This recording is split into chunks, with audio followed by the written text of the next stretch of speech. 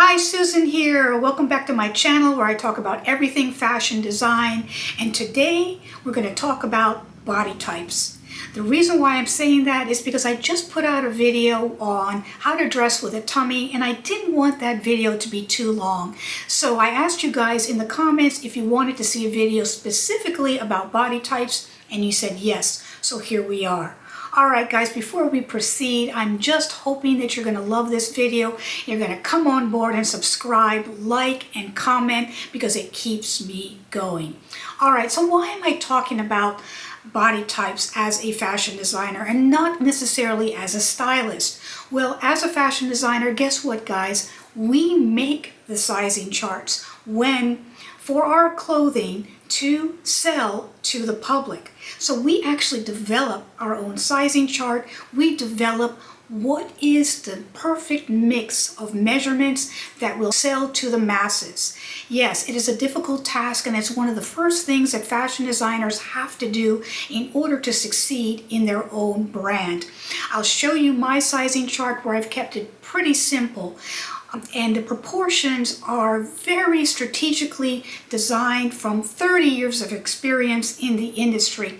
And I want you to understand body types so that you can be a better designer, designing for a specific body type or being in general to most of the body types, or if you just want to buy online, understanding the sizing chart and what garments and pieces to add to your wardrobe that will accentuate your body type and help you to be more visually appealing.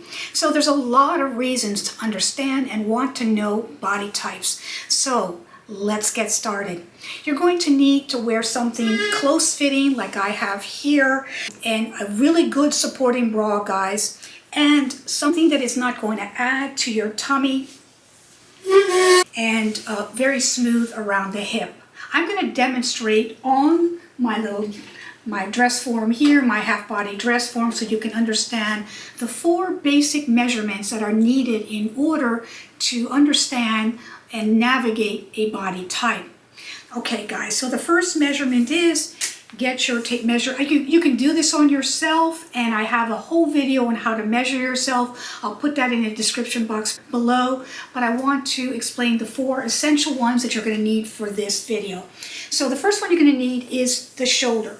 You want to go as high up on the shoulder as possible like this, and then take that without slipping and take that measurement. You don't want it to droop in the back, guys. You want it to be nice and smooth on the back. So jot down the shoulder measurement. Next, you want the bust measurement, which you want to go to the fullest part of your bust where the apex would be, and wear a nice fitting bra. Don't let anything droop in the back, and then take that measurement. Next, you want to do the waist measurement. The waist measurement is the smallest part of your body most of the time, guys. And a trick is, if you're standing up, just put your hands on your waist and it will instinctively go exactly where your waist is while you're standing. And go ahead and take that measurement around your waist and jot that down. All right, so the 4th one is the full hip. The full hip can be anywhere from 5 to 7 to even 9 inches below the waistline. It's the fullest part of your body, guys, and incorporating your butt or thighs that might stick out a lot. You want the largest measurement basically on the bottom half of your body, and take that measurement and jot it down. All right, guys, so now that you have those measurements, let's explain the 5 essential body types that there are.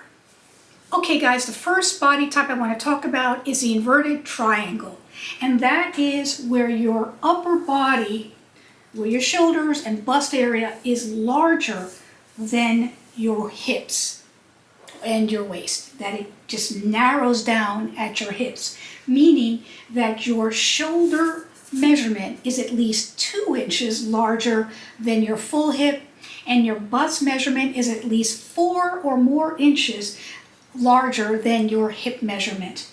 If you have that as your basic measurements, then you are considered an inverted triangle. The next one is the triangle. The triangle is where you are narrower at the top part of your body and you get fuller on the hips. It's also referred to as the pear shape, and it means that your hip measurement is at least 2 inches larger than your shoulder measurement, and your hip measurement is at least 4 inches larger than your full bust measurement, or more. Of course, those are just basic measurements. And that you're wider on the bottom. Guys, this is the most common body type there is. It's called the pear or triangle, and most women carry their weight on their bottom. So that is one of the reasons why most sizing charts always have the hip at least 2 inches larger than the bust. And that's what I have on mine. That's just one trick. Now we're going to talk about the circle or the apple, where the mid part of your body, your bust area, your stomach area, is the fullest part of your body in measurements. On your waist, you carry most of your weight at your waist, and it is larger than your shoulders and your bust and your hip. So the waist measurement doesn't have a, let's say, a true definition of 8 or more inches going in. It is about anywhere from 2 to 4 inches larger than your bust and hip in order to be considered the circle or apple shape. Now we're going to talk about the rectangle. The rectangle means you're pretty much the same up and down. Your shoulders, your bust, your waist, and your hip are pretty close to the same measurements, within 2 to 4 inches, meaning there is no sharp definition. Again, at the waist, you have maybe your waist measurement is maybe just 2 inches less than your hip or your bust, where normally the other ones would be at least 4 or above. So you are pretty between 2 and 4 inches of the same measurements all the way down. Hey guys, you can also be a combination. I considered myself a rectangle, and I also am kind of in the hourglass shape because I do have enough definition on one part of my body. So you can be a combination of any of these body types, and you can also change over the years your body type. As I've gotten older, I've sort of filled out a little bit too much on the waist, and I identify more with the rectangle than I do with anything with the hourglass. So that's another thing to keep in mind. So then let's get to the last one, which is the hourglass, meaning that your shoulders are broader and it cinches way in at the waist, at least 8 inches or more. And it goes back out to the hip, meaning that your hip measurement is at least 8 inches larger than your waist, and your bust or shoulder measurement is at least 8 inches larger than your waist. So you can be a combination of different body types, and you can change from decade to decade, which I have. Another thing I want to make sure you understand is whether you're short-waisted or long-waisted. So I want you to do this trick. You put your 2 palms like this underneath your breast like this, and if your belly button is covered completely underneath the second hand, you are considered short-waisted. If your belly button is extended below your second hand, you're considered long-waisted. And if you put both hands there and your belly button is pretty much where that second hand is, you're considered proportion. I identify more with a little bit of being short-waisted, but technically I'm pretty much proportion, but over the years I've kind of shrunk in there because I was also a fit model. So I'm 5'3", it doesn't necessarily mean that you're petite. It just means that the mid part of your torso is either short-waisted or long-waisted. You could be tall and be all legs, if that makes sense, right?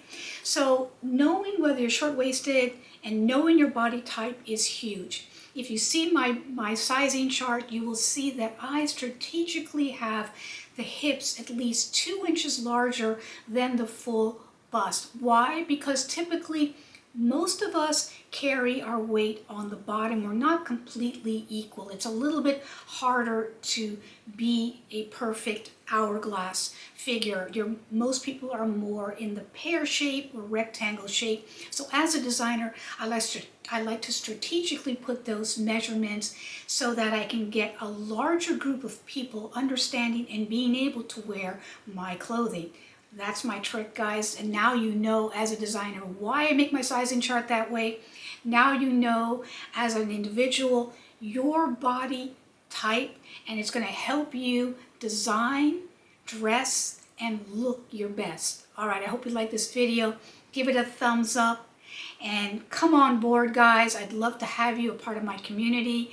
And thank you so much, and I'll see you next time. Thank you. Bye-bye.